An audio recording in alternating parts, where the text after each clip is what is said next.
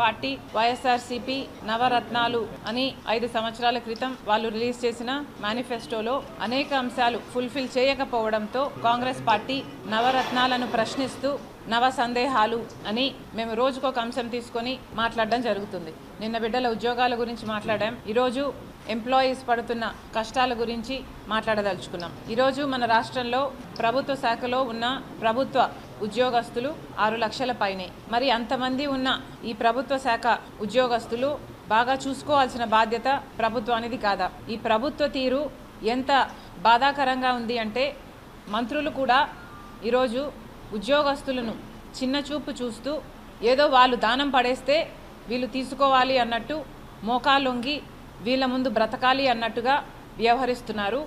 బహిరంగంగానే ఇలాంటి బొత్స లాంటి వాళ్ళు మినిస్టర్ల హోదాలో ఉండి కూడా ఇలాంటి కమెంట్లు చేస్తున్నారు అంటే ఇక వీళ్ళ తీరు వీళ్ళ యాటిట్యూడు ఎంత ఘోరంగా ఉందో ఉద్యోగస్తులకే కాదు ప్రజలందరూ కూడా అర్థం చేసుకోవాల్సిన అవసరం ఉంది.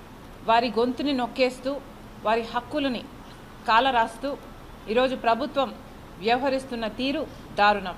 ఇన్ని సంవత్సరాలుగా జగన్మోహన్ రెడ్డి గారు అమలు చేస్తానని చెప్పి కూడా ఇన్ని సంవత్సరాలుగా వాళ్ళు మాకు సిపిఎస్ వద్దు మాకు ఓపీఎస్ఏ కావాలి అని వాళ్ళు ఇంతగా అడుగుతున్నా వాస్తవానికి కొట్లాడుతున్నా పదే పదే ఈ అంశాన్ని లేవనెత్తుతున్న ప్రభుత్వం మొండి వైఖరి వల్ల ఈ రోజు వరకు వాళ్ళను తిప్పించుకుంటున్నారు తప్పితే వాళ్ళ మొర వినింది లేదు, ఆలకించింది లేదు. మరి 5 సంవత్సరాలు ప్రభుత్వంలో ఉన్నారు. మరి 5 సంవత్సరాలుగా వాళ్ళ డిమాండ్స్లో ఏ ఒక్కటైనా మీరు నెరవేర్చారో లేదో ప్రభుత్వం సమాధానం చెప్పాలి. పోనీ ఒక్క విషయంలోనైనా మీరు వాళ్ళ తరపున నిలబడ్డారా? కనీసం వాళ్ళకు టీఏ-డిఏలు కూడా మీరు ఇవ్వటం లేదు. ఎన్ని విషయాలలో ఈ ఉద్యోగస్తులకి మీరు బకాయిలు ఉన్నారో ఒకసారి వెనక్కి వెళ్ళి రికార్డ్స్ చూడండి. కనీసం మెడికల్ బిల్స్ కూడా దాదాపు 150 కోట్ల రూపాయలు వాళ్ళ మెడికల్ బిల్స్ కూడా మీరు బకాయిలుగా పెట్టారు. లీవుకు సంబంధించి 2000కు పైగా ఎంప్లాయీస్కు చెల్లించాల్సిన అవసరం ఉన్నా ఇంతవరకు చెల్లించటం లేదు.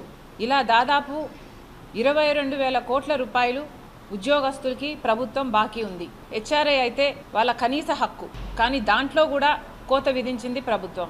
11వ పిఆర్సీ ప్రకారము వీళ్ళకి ఇవ్వాల్సిన ఐఆర్లో కూడా కోతలు పెట్టారు.